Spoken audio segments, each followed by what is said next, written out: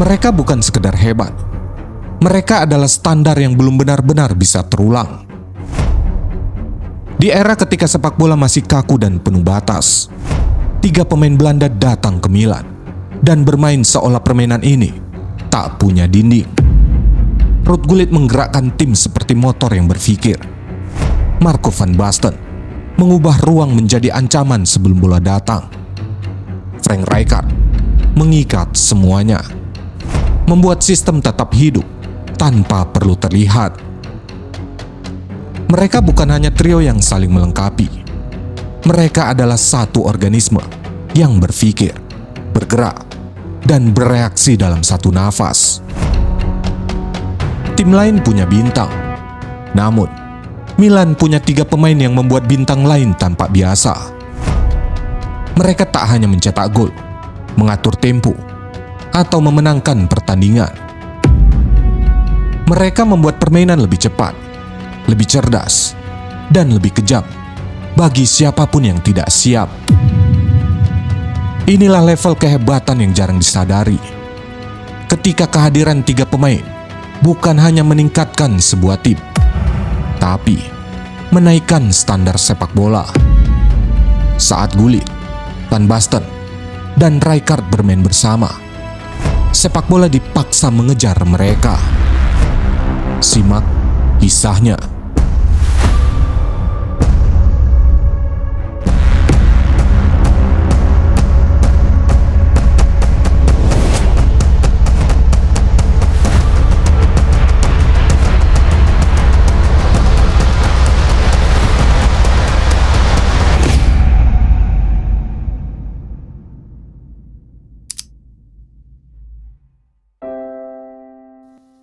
Bayangkan sepak bola Eropa di pertengahan tahun 1980-an. Bukan seperti yang kita kenal sekarang. Di masa itu, sepak bola adalah permainan ruang yang sempit, tempo yang lambat, dan filosofi yang pada dasarnya bertumpu pada satu prinsip tunggal. Jangan kalah terlebih dahulu. Catenaccio bukan sekedar sistem pertahanan Italia. Ia adalah mentalitas. Ia adalah cara memandang pertandingan sebagai sesuatu yang lebih mudah hilang daripada dimenangkan. Di Inggris, long ball mendominasi, bola panjang ke depan, pertarungan fisik, kecepatan di atas segalanya. Di Jerman, efisiensi dan disiplin struktural. Di Spanyol, permainan masih sangat bergantung pada individualitas pemain teknis, tanpa struktur kolektif yang ketat. Sepak bola Eropa secara keseluruhan adalah benua yang berhati-hati. Dan di tengah kehati-hatian itu, sesuatu sedang bergerak di Milan. Bukan sekedar transfer besar, bukan sekedar ambisi keuangan seorang presiden bernama Silvio Berlusconi yang mengambil alih klub pada tahun 1986. Sesuatu yang jauh lebih dalam sedang terbentuk. Sebuah koalisi antara seorang pelatih radikal dari Fusignano dengan 3 pemain dari negeri yang selama 1 abad telah berpikir tentang sepak bola secara berbeda dari siapapun di Eropa. Nama pelatih itu adalah Arrigo Sacchi. Dan 3 pemain itu, Gullit, Van Basten, Rijkaard, bukan hanya sekedar trio penyerang. Mereka adalah manifestasi dari sebuah filosofi yang ketika bertemu dengan sistem Sacchi akan menghasilkan sesuatu yang tak pernah dilihat Eropa sebelumnya.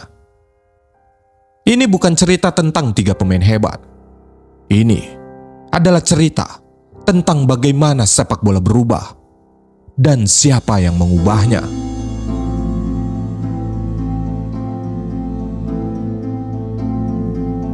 Untuk memahami mengapa trio ini bisa ada, kita harus pergi ke Amsterdam, ke lapangan-lapangan latihan Ajax di akhir tahun 1960-an.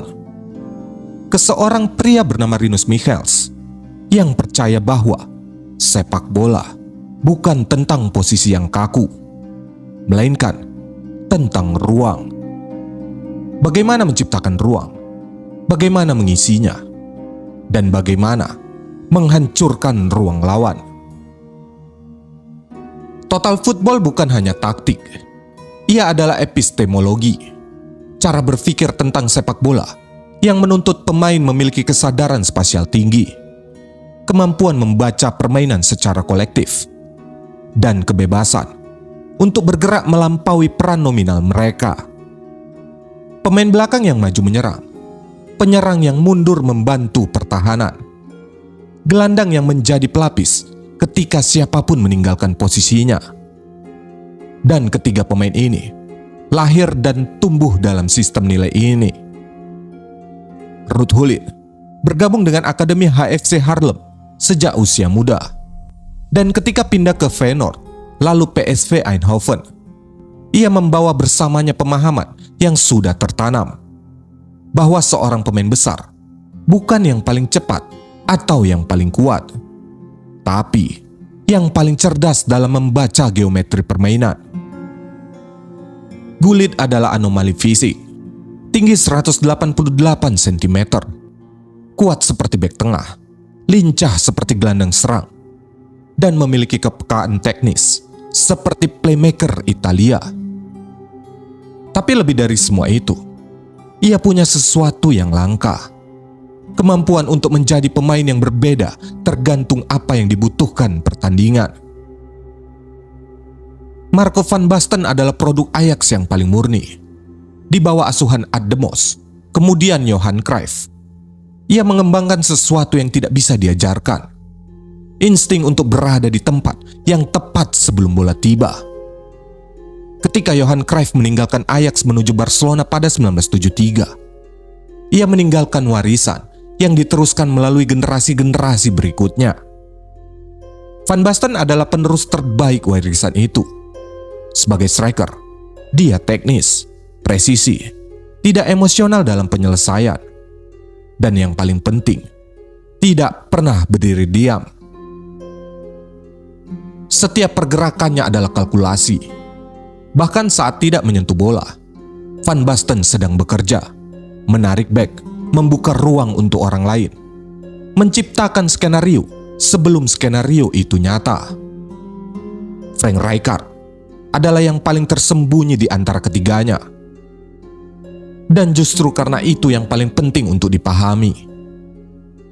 Ia lahir di Amsterdam dari keluarga dengan akar Suriname, tumbuh di Akademi Ajax, dan di sanalah ia dibentuk menjadi sesuatu yang pada tahun 1980-an hampir tidak ada kategorinya, yaitu gelandang yang bisa bertahan dengan intensitas back, mendistribusikan bola dengan presisi playmaker, dan maju menyerang dengan efektivitas gelandang box to box. Ketika Rijkaard bermain, ia tidak terlihat. Itu bukan kelemahan, itu adalah keunggulan. Ia adalah semen struktural yang menahan semua bagian lain tetap bersatu. Tapi mengapa Milan? Silvio Berlusconi, ketika mengambil alih AC Milan pada 1986, memiliki visi yang melampaui sekedar membeli pemain terbaik. Ia ingin membangun identitas. Ia melihat sepak bola Belanda sebagai blueprint, karena disinilah sepak bola paling modern dimainkan. Dan ia menyerahkan kepercayaan penuh kepada seorang pelatih yang tidak pernah bermain di level profesional, yang datang dengan rekam jejak sederhana, tapi dengan sistem taktik yang di atas kertas terlihat revolusioner. Arrigo Sacchi adalah pelatih yang percaya bahwa kontrol kolektif mengalahkan bakat individual, bahwa pressing terorganisasi bisa merampas waktu berpikir lawan, bahwa garis pertahanan tinggi bisa mempersempit lapangan secara efektif, bahwa sepak bola modern bukan tentang siapa yang paling berbakat, tapi tentang siapa yang paling terorganisir. Ketika tiga pemain Belanda itu bergabung, mereka tidak datang ke sistem yang kosong. Mereka datang ke sebuah laboratorium yang sudah siap untuk mereka. Dan yang terjadi melampaui ekspektasi siapapun.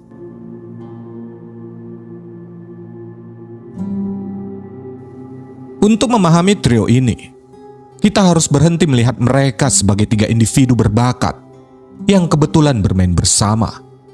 Itu cara yang salah. Cara yang benar adalah melihat mereka sebagai satu sistem dengan 3 fungsi yang saling mengisi. Yang pertama, Gullit. Dia adalah motor dan arsitek. Ruud Gullit di Milan bukan penyerang tradisional. Meskipun ia sering bermain di posisi yang secara nominal disebut demikian. Saki menggunakannya sebagai apa yang hari ini kita mungkin sebut false nine atau advanced midfielder.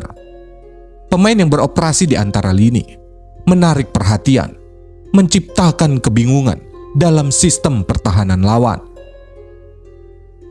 Yang membuat Gullit berbeda adalah ia bisa melakukan ini tanpa kehilangan dominasi fisik sambil menguasai ruang di hadapannya. Ketika lawan memutuskan untuk menjaganya dengan 1 back, ia melewatinya. Ketika lawan memutuskan untuk mengirimkan 2 pemain, ia mengoper ke Van Basten atau membuka ruang. Ketika permainan membutuhkan kepemimpinan, ia bicara, bergerak, dan mengorganisasi. Dalam terminologi taktik modern, Gullit adalah pemain overload. Ketika dia menarik pemain lawan, rekannya jadi bebas di tempat lain. Ia tak hanya bermain untuk dirinya sendiri. Ia bermain untuk mempertajam pilihan orang lain. Di samping itu, Gullit adalah pemimpin psikologis. Dalam sebuah tim yang penuh ego, di era ketika pemain bintang Italia masih mendominasi ruang ganti, Gullit hadir sebagai sosok yang tidak takut berbicara, tidak takut berbeda, dan tidak takut memikul tanggung jawab moral tim. Ketika ia menjadi kapten tim nasional Belanda dan mengangkat Piala Eropa 1988 sambil mendedikasikan kemenangan itu untuk Nelson Mandela yang masih dipenjara, itu bukan sikap impulsif. Itu adalah refleksi dari karakter yang sudah terbentuk jauh sebelum Piala Eropa. Kedua, Van Basten. Dialah kecerdasan yang tampak seperti insting. Marco van Basten adalah striker yang membuat pekerjaannya terlihat mudah. Dan itu adalah salah satu bentuk tipu daya terbesar dalam sejarah sepak bola. Tidak ada yang mudah dari apa yang dilakukan Van Basten.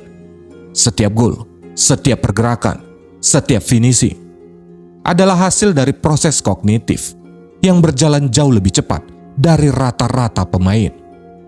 Ia membaca permainan seperti membaca teks yang sudah dihafalkan, dengan cepat, dengan presisi, dan dengan pemahaman konteks yang mendalam. Di dalam sistem Saki, Van Basten berfungsi sebagai titik referensi akhir dari seluruh bangunan serangan. Ketika pressing Milan berhasil merebut bola di lini tengah, transisi ke depan harus cepat dan vertikal. Van Basten adalah ujung dari transisi itu. Ia tidak butuh bola di kakinya untuk memulai proses. Ia sudah bergerak sebelum bola tiba. Sudah menempatkan diri di celah yang ia ciptakan sendiri melalui pergerakan sebelumnya. Yang paling sering dibicarakan dari Van Basten adalah gol-golnya. Tapi analisis taktik yang lebih jujur justru akan fokus pada apa yang tidak terlihat. Bagaimana dia menarik bek tengah keluar dari posisinya untuk membuka ruang bagi Gullit. Pergerakannya saat tanpa bola, dan berapa kali kehadirannya di area bahaya membuat lawan melemah. Dan ketiga, Rijkaard, si arsitek tak terlihat. Frank Rijkaard adalah yang paling sulit dijelaskan kepada penonton yang tidak memperhatikan posisi dan pergerakan tanpa bola. Dalam sistem Saki, Rijkaard bermain sebagai gelandang tengah. Tapi label itu tidak menangkap kompleksitas perannya. Ia adalah pelindung lini pertahanan. Ketika bola hilang, ia adalah yang pertama merespons, menutup ruang, memotong jalur oper. Ia adalah pendistribusi. Ketika Milan memiliki bola, ia adalah titik pivot yang menenangkan ritme permainan, memilih kapan harus cepat dan kapan harus sabar. Ia adalah motor pressing ketika Saki menginstruksikan tim untuk menekan tinggi. Rijkaard adalah pemain yang mengatur kapan tekanan dimulai dan di mana. Yang paling jarang didiskusikan adalah kemampuan Rijkaard dalam transisi.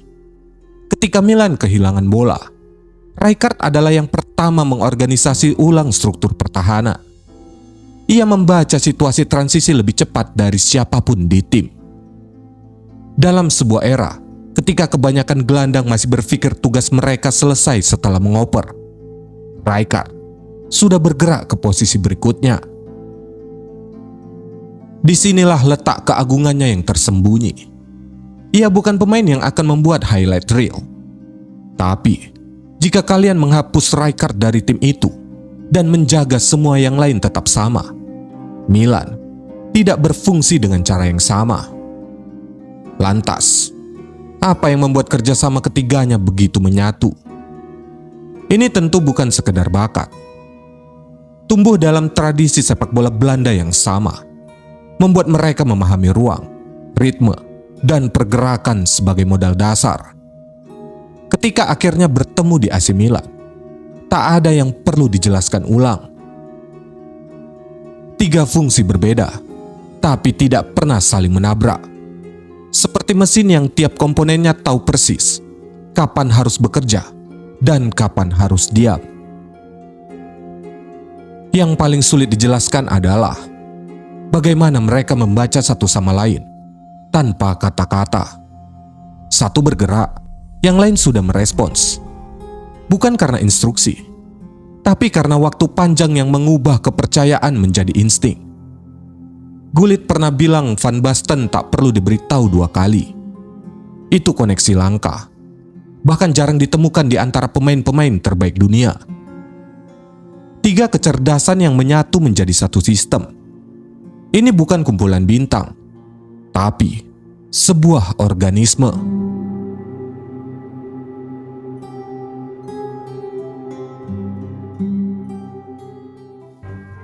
Antara tahun 1988 hingga 1991, AC Milan adalah tim terbaik di Eropa. Ini bukan opini. Pada musim 1987-1988, di bawah Saki, Milan memenangkan Serie A pertama mereka dalam 9 tahun. Pada musim 1988-1989, mereka memenangkan Liga Champions setelah mengalahkan Steaua Bukares di final dengan skor 4-0. Musim berikutnya, menang lagi setelah mengalahkan Benfica di final. Tapi angka-angka itu tidak menangkap esensi dari apa yang Milan lakukan pada periode itu. Yang penting, bukan berapa banyak mereka menang, tapi bagaimana mereka menang. Dalam sistem Saki, Milan menekan tinggi dan konsisten. Sesuatu yang pada akhir 1980-an hampir tidak pernah dilakukan secara terorganisasi di level tertinggi sepak bola Eropa. Ketika bola hilang, seluruh tim bereaksi dalam hitungan detik, bergerak sebagai unit untuk menutup ruang dan memaksa lawan ke situasi yang tidak menguntungkan. Garis pertahanan dijaga tinggi, bukan karena berani mengambil risiko, tapi karena itu adalah bagian dari cara mereka mempersempit lapangan dan menghancurkan ruang bagi lawan. Trio Belanda adalah yang paling banyak diuntungkan dari sistem ini, dan sekaligus yang paling banyak berkontribusi. Ketika pressing Milan berhasil merebut bola di sepertiga tengah, mereka membutuhkan pemain yang bisa bertransisi dengan cepat dan tepat ke situasi menyerang. Gullit, Van Basten, dan Rijkaard adalah 3 pemain yang paling mampu melakukan ini. Mereka tidak hanya cepat secara fisik, mereka cepat secara otak. Keputusan dibutuhkan sebelum bola tiba. Opsi sudah dievaluasi sebelum situasi itu terjadi. Arrigo Sacchi tidak melatih pemain, ia melatih jarak. Prinsipnya sederhana tapi menuntut. Tim bergerak sebagai satu unit. Ketika lini depan menekan, lini tengah naik, Ketika lini tengah maju, pertahanan mengikuti. Tidak ada yang bergerak sendiri. Tidak ada jarak yang boleh terlalu besar. Setiap pemain adalah bagian dari satu organisme yang bernapas bersama. Disinilah trio itu menemukan fungsinya yang paling dalam. Garis pertahanan tinggi Milan bisa berfungsi karena ketiganya menjadi jaminannya. Bek-bek Milan berani maju karena mereka tahu lawan tidak akan punya waktu untuk berpikir. Saki membangun sepak bola yang berpikir dalam 3 dimensi. Dan trio ini menjadi jantungnya.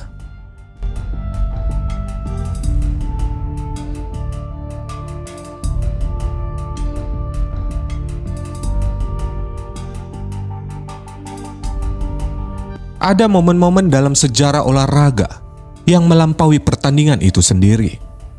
Euro 1988 adalah salah satunya. Belanda tidak pernah memenangkan turnamen besar sebelumnya. Mereka kalah di final Piala Dunia 1974 dari Jerman Barat. Mereka kalah lagi di final 1978 dari Argentina. Generasi total football yang paling gemilang pulang tanpa membawa trofi.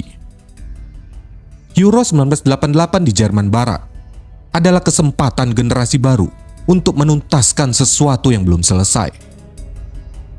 Dan generasi itu dipimpin oleh ketiga pemuda ini.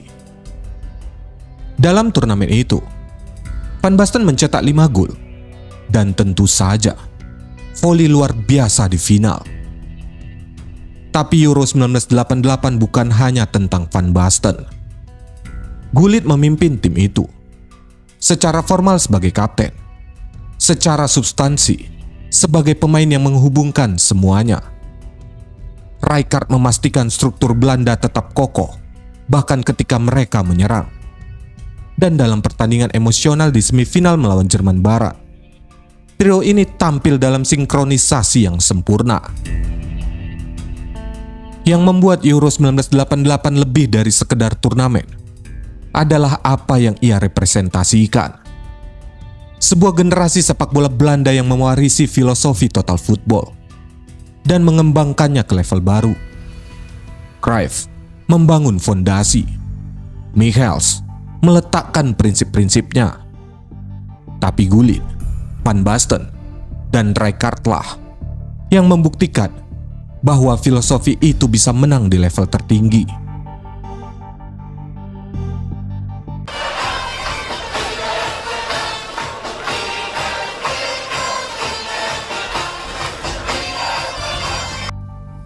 Setiap generasi sepak bola mewarisi sesuatu dari generasi sebelumnya. Tapi yang paling bernilai bukan trofi, karena trofi tidak diwariskan. Yang diwariskan adalah cara berpikir tentang permainan. Trio Belanda di Milan meninggalkan warisan yang bisa kita lacak dalam 3 area utama. Pertama, evolusi striker modern. Van Basten adalah prototipe striker yang belum ada namanya pada zamannya. Ia bermain sebagai center forward, tapi berperilaku seperti apa yang hari ini kita sebut complete striker, atau bahkan second striker dalam beberapa situasi. Pergerakan tanpa bolanya, kemampuan membaca ruang, fleksibilitas posisionalnya. Semua ini menjadi template yang pengaruhnya terasa dalam diskusi tentang striker-striker generasi berikutnya. Cara ia bermain membuktikan bahwa seorang penyerang kelas dunia bukan hanya tentang kecepatan atau kekuatan fisik, tapi tentang kecerdasan spasial. Kedua, definisi gelandang modern.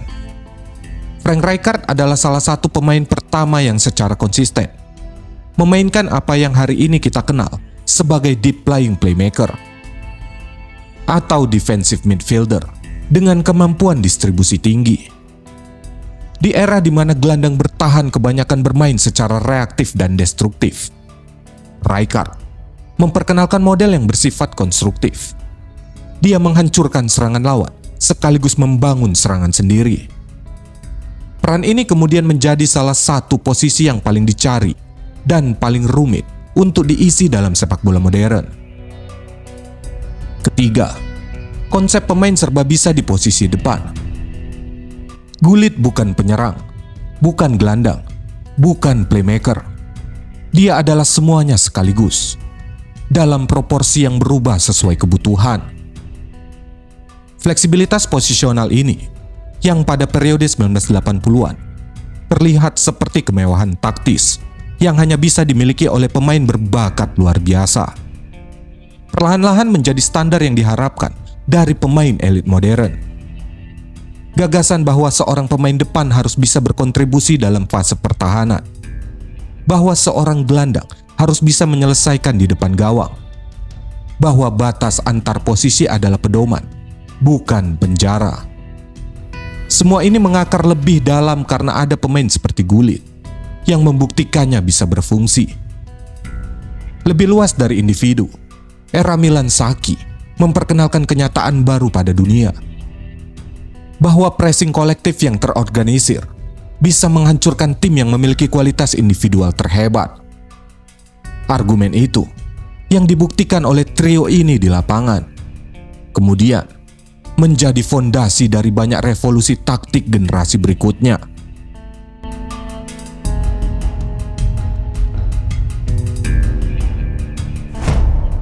Ada kata yang sering digunakan tapi jarang dipahami dengan benar, yaitu revolusioner. Dalam konteks sepak bola, kata itu biasanya digunakan untuk menggambarkan pemain atau tim yang memenangkan banyak trofi. Tapi itu bukan definisi yang benar. Revolusioner bukan tentang berapa banyak yang dimenangkan, tapi tentang apakah permainan itu dimainkan secara berbeda setelah kehadiran mereka. Dengan standar itu, trio Belanda di Milan adalah revolusioner dalam pengertian yang paling ketat. Ketika Gullit, Van Basten, dan Rijkaard bermain bersama antara tahun 1988 hingga 1992, sebelum cedera dan penuaan mulai mengikis ketiganya satu persatu, mereka tidak hanya menghasilkan hasil, mereka menghasilkan bukti. Bukti bahwa sepak bola bisa dimainkan secara vertikal dan kolektif sekaligus. Bahwa pressing bisa menjadi senjata menyerang, bukan hanya pertahanan. Bahwa trio penyerang tidak harus berarti 3 pemain yang bermain dekat satu sama lain. Mereka bisa bermain berjauhan, di ruang yang berbeda, dan tetap terhubung secara taktik melalui pemahaman bersama tentang permainan. Yang juga penting, dan ini jarang dibahas, adalah fakta bahwa ketiga pemain ini berakhir sebelum waktunya. Van Basten pensiun pada tahun 1995 karena cedera pergelangan kaki yang kronis pada usia 30. Gullit bergulat dengan cedera lutut yang signifikan sepanjang karirnya. Rijkaard yang paling bertahan lama, tapi ia juga tidak pernah sepenuhnya terhindar dari batasan fisik. Ini berarti trio ini tak pernah mencapai potensi penuh mereka dalam durasi yang panjang. Periode terbaik mereka berlangsung selama kurang dari 5 musim. Bayangkan apa yang bisa mereka capai jika mereka memiliki lebih banyak waktu. Tapi mungkin justru itu yang membuat mereka berbeda. Banyak trio-trio besar bertahan cukup lama untuk menjadi konvensional, untuk menjadi sesuatu yang sudah diketahui cara menghadapinya. Tapi trio Belanda di Milan memilih pergi sebelum itu terjadi. Mereka pergi sementara dunia masih mencari cara untuk memahami cara mereka bermain. Dan mungkin itulah sebabnya, lebih dari 3 dekade kemudian, ketika para analis dan pelatih berbicara tentang pressing modern, tentang gelandang bertahan yang bisa membangun, tentang striker yang cerdas dalam ruang, nama-nama mereka tetap muncul. Bukan sebagai nostalgia, tapi sebagai referensi. Karena mereka tidak hanya bermain sepak bola, mereka mengajari dunia cara memikirkannya.